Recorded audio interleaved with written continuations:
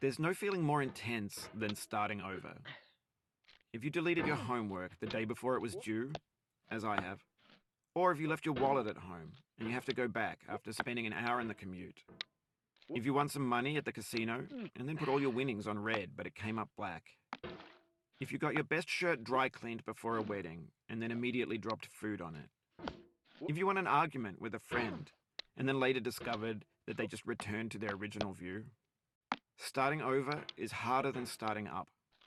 If you're not ready for that, like if you've already had a bad day, then what you're about to go through might be too much. Feel free to go away and come back. I'll be here. Alright, thanks for coming with me on this trip. I'll understand if you have to take a break at any point. Just find a safe place to stop and quit the game. And don't worry, I'll save your progress, always, even your mistakes. This game is a homage to a free game that came out in 2002, titled Sexy Hiking. The author of that game was Jazuo, a mysterious Czech designer who was known at the time as the father of B games. And B games are rough assemblages of found objects. Designers slap them together very quickly and freely, and they're often too rough and unfriendly to gain much of a following. They're built more for the joy of building them than as polished products. In a certain way, Sexy Hiking is the perfect embodiment of a B game. It's built almost entirely out of found and recycled parts, and it's one of the most unusual and unfriendly games of its time. In it, your task is simply to drag yourself up a mountain with a hammer. And that act of climbing, in the digital world or in real life, has certain essential properties that give the game its flavor. No amount of forward progress is guaranteed. Some cliffs are too sheer or too slippery, and the player is constantly, unremittingly in danger of falling and losing everything. Anyway, when you start Sexy Hiking, you're standing next to this dead tree that blocks the way to the entire rest of the game. It might take you an hour to get over that tree, and a lot of people never got past it. You prod and you poke at it, exploring the limits of your reach and your strength, trying to find a way up and over. And there's a sense of truth in that lack of compromise. Most obstacles in video game worlds are fake. You can be completely confident in your ability to get through them once you have the correct method or the correct equipment or just by spending enough time. In that sense, every pixelated obstacle in Sexy Hiking is real. The obstacles in Sexy Hiking are unyielding, and that makes the game uniquely frustrating. But I'm not sure Jazuo intended to make a frustrating game. The frustration is just essential to the act of climbing, and it's authentic to the process of building a game about climbing. A funny thing happened to me as I was building this mountain. I'd have an idea for a new obstacle, and I'd build it, test it, and it would usually turn out to be unreasonably hard. But I couldn't bring myself to make it easier. It already felt like my inability to get past the new obstacle was my fault, as a player rather than as a builder. Imaginary mountains build themselves from our efforts to climb them, and it's our repeated attempts to reach the summit that turns those mountains into something real. When you're building a video game world, you're building with ideas, and that can be like working with quickset cement. You mold your ideas into a certain shape that can be played with, and in the process of playing with them, they begin to harden and set until they're immutable, like rock. And at that point, you can't change the world.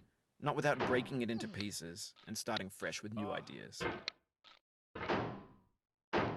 For years now, people have been predicting that games would soon be made out of prefabricated objects, bought in a store and assembled into a world. And for the most part, that hasn't happened, because the objects in the stores are trash. I don't mean they look bad or that they're badly made, although a lot of them are. I mean they're trash in the way that food becomes trash as soon as you put it in the sink. Things are made to be consumed and used in a certain context, and once the moment is gone, they transform into garbage. In the context of technology, those moments pass by in seconds.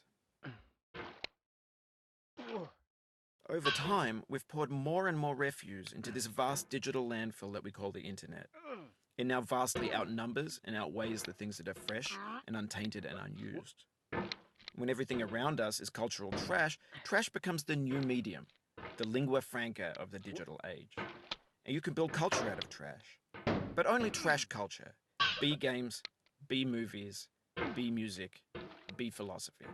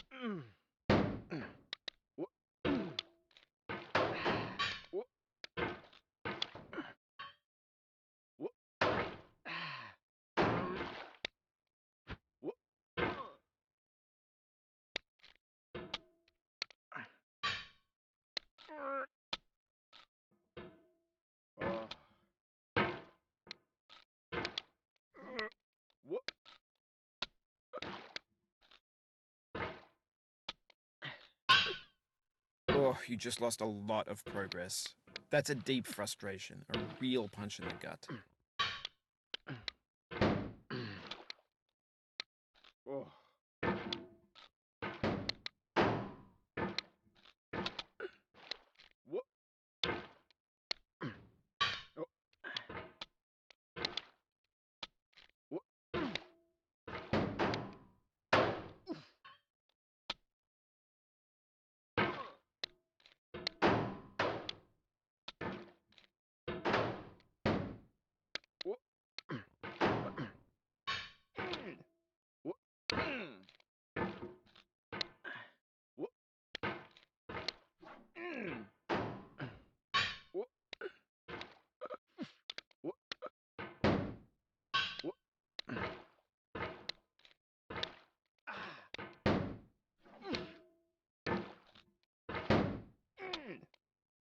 The vertical wall here has a way of getting harder the more times you try it. I think anger makes you swing the hammer harder, and that can push you away from the wall.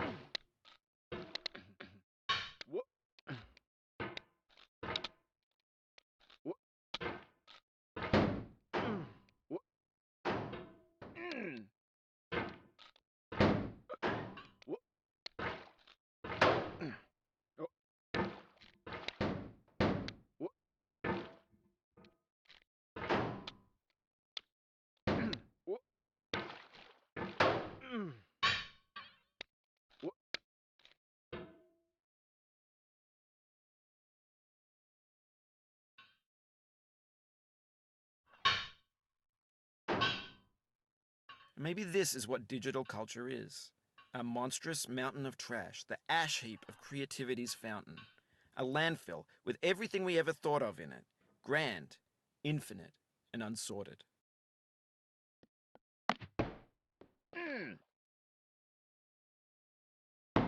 There's 3D models of breakfast, Gen X's fanfic novels, scan magazines, green screen Shia LaBeouf, banned stuff scenes on Live Leak. Facebook's got lifelike bots with unbranded adverts and candid shots of Kanye and Taylor Swift mashups, car crash epic failed GIFs, Russian dashcam vids, discussions of McRibs, discarded, forgotten, unrecycled, muddled, rotten, untitled. Everything's fresh for about 6 seconds, until some newer thing beckons, and we hit refresh. And there's years of persevering, disappearing into the pile, out of style, out of sight. In this context, it's tempting to make friendly content that's gentle, that lets you churn through it but not earn it. Why make something demanding if it just gets piled up in the landfill, filed in with the bland things?